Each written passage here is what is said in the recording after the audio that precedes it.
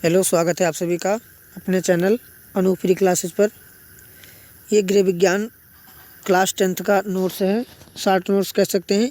Most important question है इसमें, जो आपके ऑब्जेक्टिव क्वेश्चन 20 पूछे जाते हैं, इसमें से आपका कवर हो जाएगा अच्छे से अगर आप यहाँ से पढ़ लिए पूरा इम्पॉर्टेंट जो स्टार बना के मैंने लिखा है।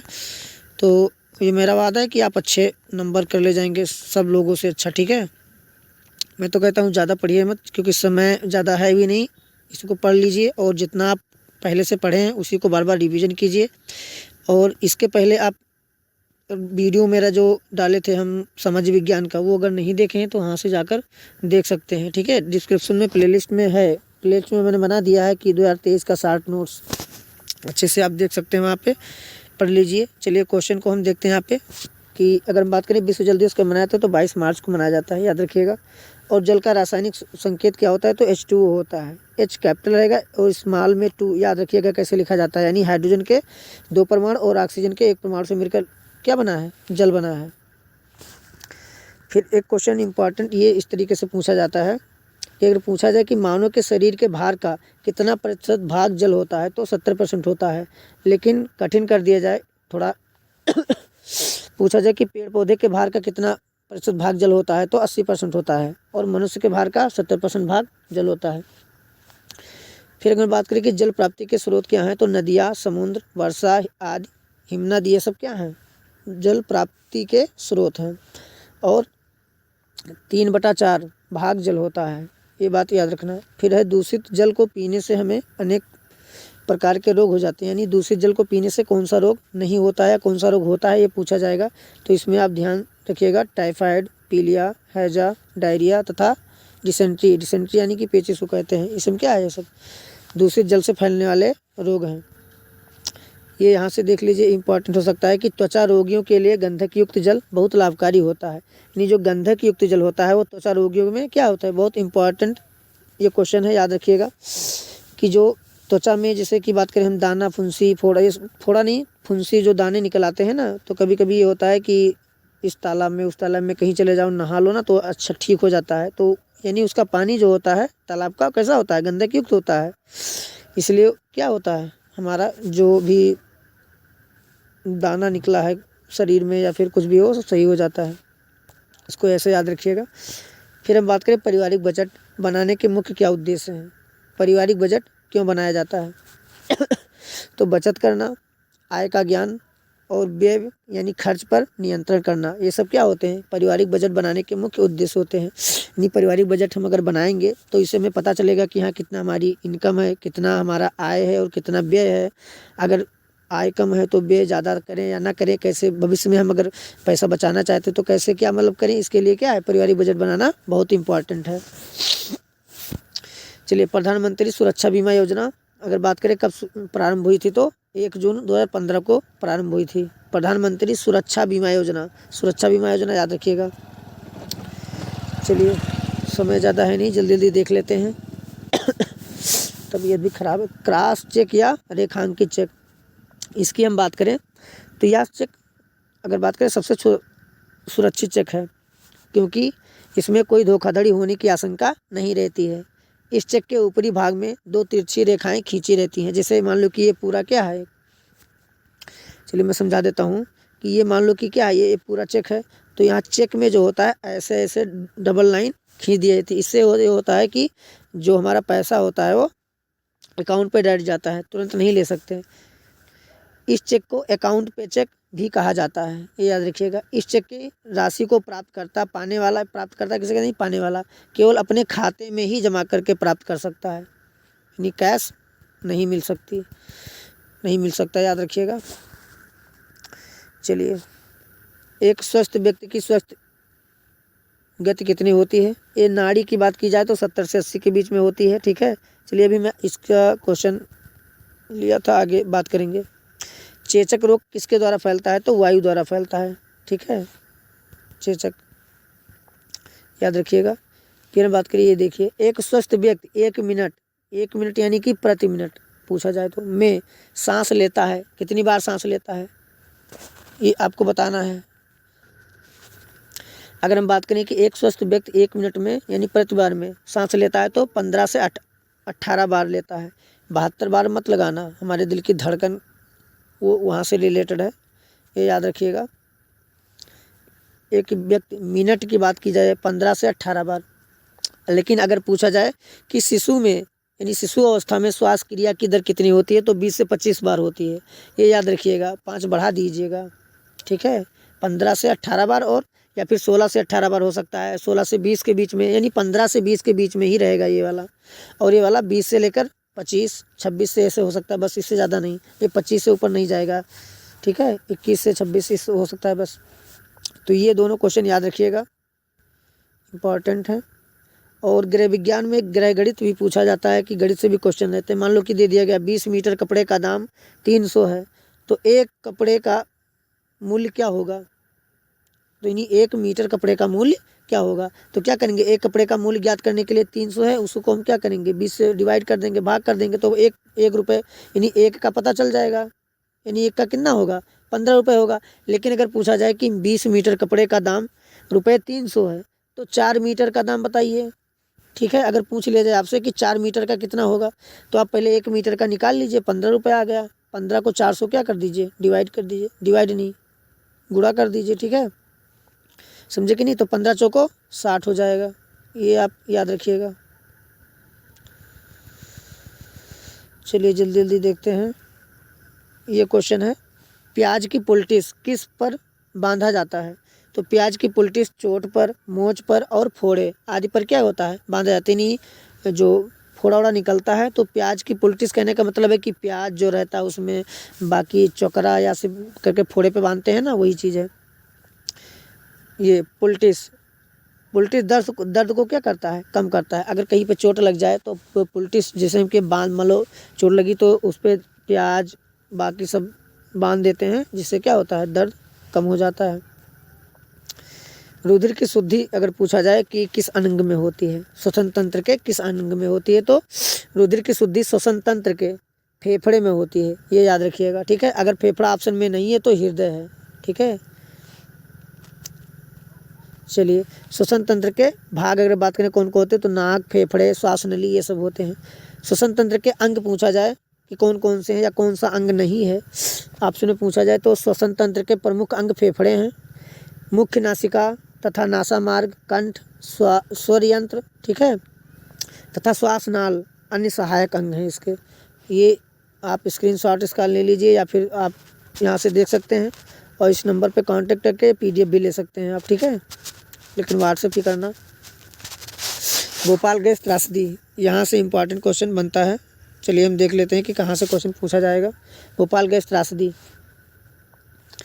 दिसंबर 1984 में भोपाल की यूनियन कार्बाइड पेस्टिसाइड फैक्ट्री से मेथिल आइसोसाइनाइड गैस का रिसाव हुआ, ये याद रखिएगा।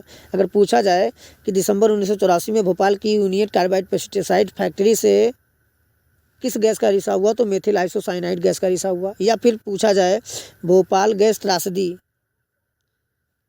किन गैसों के कारण हुई थी, तो मेथिल आइसोसाइनाइड गैस के कारण हुई थी, ठीक है। चलिए इसके बारे में बात करते हैं।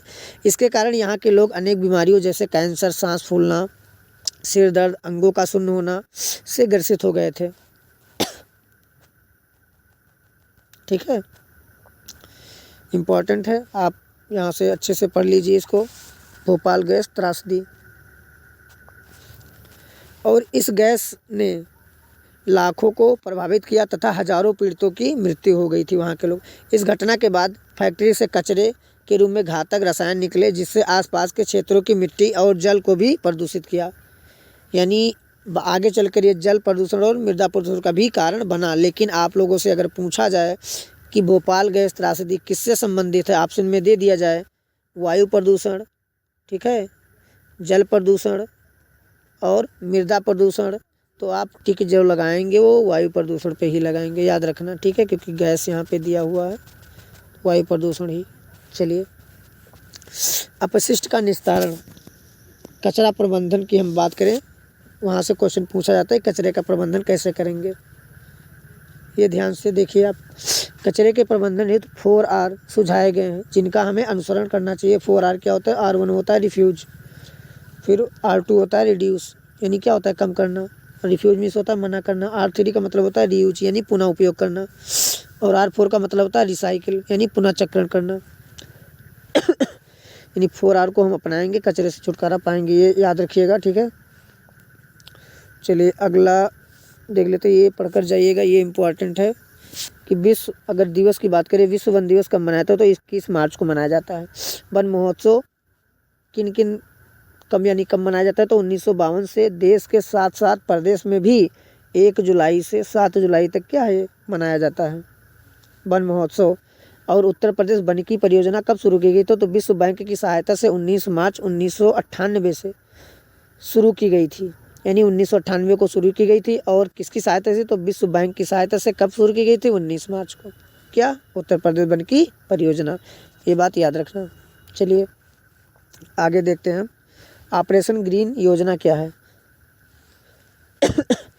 प्रदेश में वृक्षारोपण के प्रोत्साहन एवं संवर्धन के लिए 1 जुलाई 2001 से यह योजना शुरू की गई थी। उपरोक्त तीनों योजनाओं को सामाजिक वानिकी योजना कहते हैं, यानी यहाँ से फिर से आप देख लीजिए, उपरोक्त तीनों योजनाओं को सामाजिक वानिकी योजना कहते हैं, यानी ऑपरेशन ग्रीन योजना, उत्तर प्रदेश वानिकी परियोजना, वन महोत्सव, ये तीनों योजनाएं क्या हैं, सामाजिक वानिकी योजना के अंतर्गत आती हैं, ये बात याद रखिएगा। चलिए क्षय रोगी से हम बात करें, क्षय रोगी से क्वेश्चन कहाँ से पूछे जाएंगे या कहाँ से पूछे जा सकते हैं।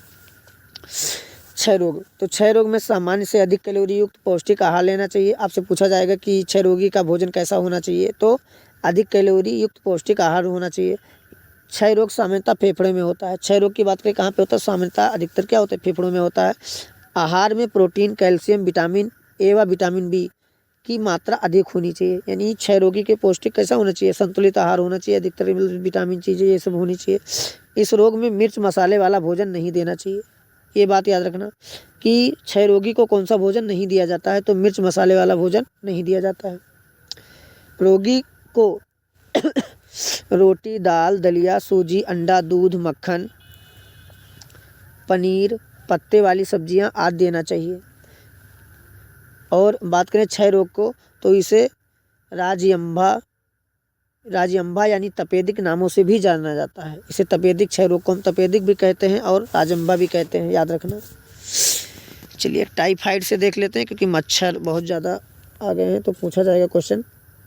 टाइफाइड मियादी बुखार में रोगी को अधिक प्रोटीन युक्त वसा रहित हल्का भोजन लेना चाहिए या सुपाच्य आहार लेना चाहिए, जैसे दूध, अंडा, पनीर, फलों का रस आदि लेना चाहिए टाइफाइड में, ठीक है। टाइफाइड का वाहक कौन है, तो टाइफाइड जो होता है जिससे बुखार ज़्यादा आता है जो लंबे समय तक, ये सब चीज़ें होती है, मियादी बुखार कहते हैं हम टाइफाइड को। चलिए मलेरिया की बात करें, मलेरिया, यहाँ से क्वेश्चन, मलेरिया के रोगी को भोजन कैसा देना चाहिए, तो पौष्टिक एवं संतुलित आहार देना चाहिए। रोगी को खिचड़ी, दलिया, साबूदाना, हरी सब्जियां आदि लेना चाहिए, ठीक है। लू लगने पर क्या होना चाहिए, अच्छा मलेरिया की बात करें तो मादा एनीफिलीज मच्छर जो होता है उससे क्या होता है, मलेरिया रोग होता है। और मादा जो एडीज मच्छर होता है उससे डेंगू होता है, ये याद रखिएगा। मादा एनीफिलीज और मादा एडीज दोनों मादा हैं, ठीक है, नर मच्छर नहीं है। लू लगने पर देखो क्या दिया जाता है, तो ठंडा पानी, प्याज एवं पुदीने का रस तथा कच्चे आम का पन्ना देना चाहिए। और अतिसार की हम बात करें, डायरिया, अतिसार तथा पेचिश यानी डिसेंट्री में क्या दिया जाता है, डायरिया। इसमें पाचन क्षमता घटने एवं निर्जलीकरण, यानी निर्जलीकरण किसे कहते हैं, पानी की कमी की स्थिति में नर्म एवं तरल आहार देना चाहिए, जैसे सूप, दही, मट्ठा, ये सब देना चाहिए। किसमें, अतिसार तथा पेचिश में। इसलिए खिचड़ी उचड़ी ज़्यादा खवाई जाती है बच्चों को, या फिर सबको कहा जाता है कि खिचड़ी ही खाइए, ठीक है, क्योंकि निर्जलीकरण होता है, पानी की कमी हो जाती है। यहाँ से इम्पॉर्टेंट क्वेश्चन ये देखिए, विटामिन ए, डी, ई एवं के, ये सब क्या है, वसा में घुलनशील विटामिन है। और विटामिन बी एवं विटामिन सी क्या है, जल में घुलनशील विटामिन है। ये बात याद रखिएगा कि विटामिन बी एवं विटामिन सी को जल में घुलनशील विटामिन कहा गया है। बाकी आप एडेक ऐसे करके याद कर लीजिए, एडेक, ठीक है, ये सब क्या है, वसा में घुलनशील है। और हमें विटामिन सी ज़्यादा मात्रा में खानी चाहिए, क्योंकि जो विटामिन सी होते हैं सब जल में क्या होते हैं, और विटामिन बी घुलनशील होते हैं, तो कहीं ना कहीं ये सब जल्दी जल में मिल जाते हैं और जल के द्वारा क्या होते हैं, बाहर निकल जाते हैं। चलिए लौह तत्व की बात करें हम,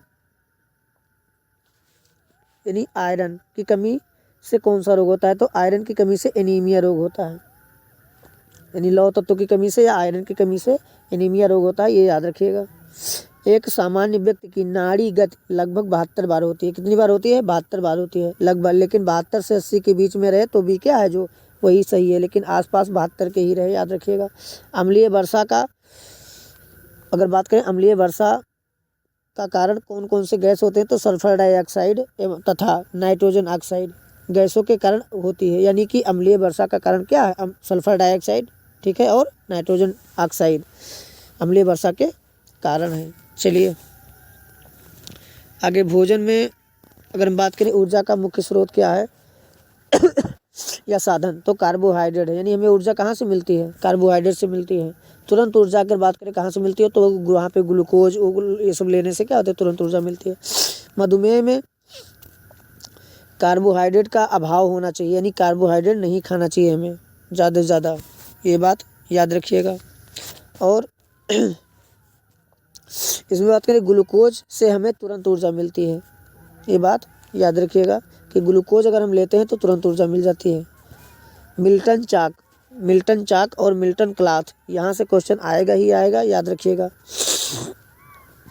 मिल्टन चाक का प्रयोग कपड़ा काटने से पहले चिन्ह लगाने के लिए किया जाता है, क्योंकि यह निशान धोने पर सरलता से छूट जाता है। ये मिल्टन चाक है।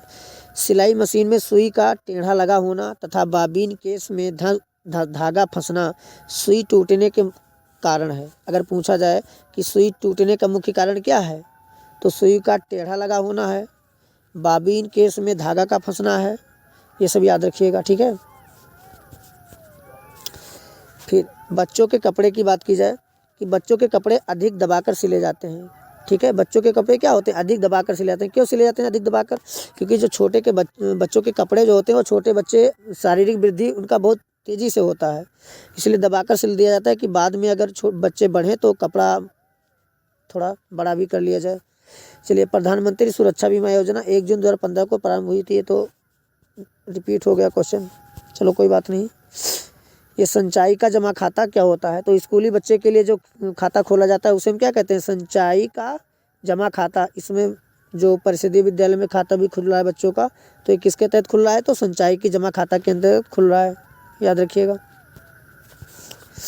संक्रामक रोग की हम बात करें कि संक्रामक रोग कौन से होते हैं, तो चेचक, छोटी माता, खसरा, डिप्थीरिया, कुकुर खांसी, टिटेनस, क्षय रोग, रेबीज, मलेरिया, हेपेटाइटिस तथा डेंगू, ये सब क्या है? संक्रामक रोग हैं। वायु द्वारा कौन कौन सा रोग फैलता है, याद रखिएगा। तो चेचक, छोटी माता, खसरा, तपेदिक, क्षय रोग यानी डिप्थीरिया के अंदर काली खांसी आदि रोगों का प्रसार होता है वायु द्वारा। स्क्रीनशॉट ले लीजिए।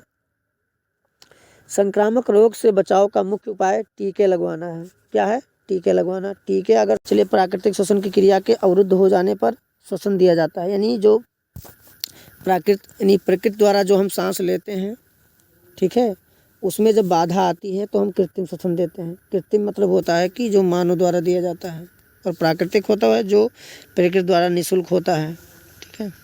चलिए, विधियाँ अगर हम बात करें कि कृत्रिम श्वसन की कौन कौन सी विधियाँ हैं, तो शेफर विधि, सिल्वेस्टर विधि और लावार्ड विधि है। अगर हम बात करें मानव शरीर का सामान्य तापमान कितना होता है, तो 37 डिग्री सेल्सियस होता है, और फ़ारेनहाइट में हम बात करें कितना होता है, तो 98.4 फ़ारेनहाइट होती है शरीर का तापमान, याद रखना बच्चा। विश्व पर्यावरण दिवस कब मनाया जाता है, तो 5 जून को मनाया जाता है। अंतर्राष्ट्रीय योग दिवस कब मनाया था, तो 21 जून को मनाया जाता है। और अगर हम बात करें विश्व शौचालय दिवस, तो 19 नवंबर को मनाया जाता है। ये इतना इम्पोर्टेंट था, मैंने लिखा था, और ये सब मैंने फ़ोटो से ही खींच लिया है विद्या से, तो जो इम्पोर्टेंट है, ठीक है, ये ऑब्जेक्टिव में ही रहेगा, याद रखिएगा, अच्छे से पढ़ लीजिए।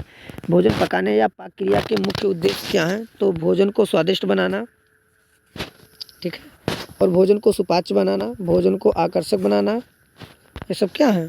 भोजन को पकाने के मुख्य उद्देश्य हैं। और भोजन को कीटाणु रहित बनाना, और भोजन में विविधता प्रदान करना, ठीक है। चलिए, रोगी की नाड़ी का अध्ययन हम कैसे करते हैं, तो रोगी का तापमान देखने के साथ साथ उसकी नाड़ी तथा श्वास की गति का ज्ञान भी आवश्यक होता है। नाड़ी दर का संबंध हृदय के धड़कने से होता है, इससे रक्त संचार का ज्ञान हो जाता है। नाड़ी प्रायः कलाई में अंगूठे के पास देखी जाती है। नाड़ी की गति शरीर के तापमान बढ़ने के दौरान चलिए ये पॉइंट देखते हैं। नाड़ी की गति शरीर के तापमान बढ़ने, दौड़ने अथवा अधिक श्रम करने से बढ़ जाती है।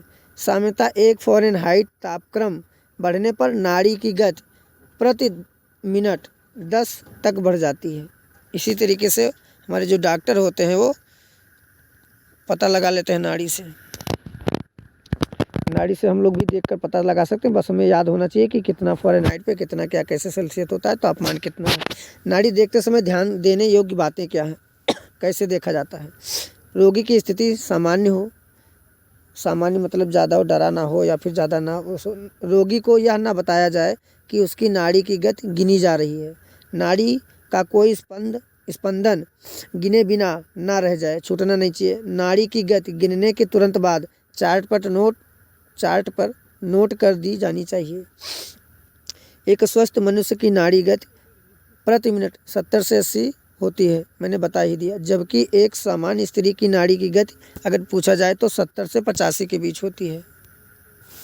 ठीक है।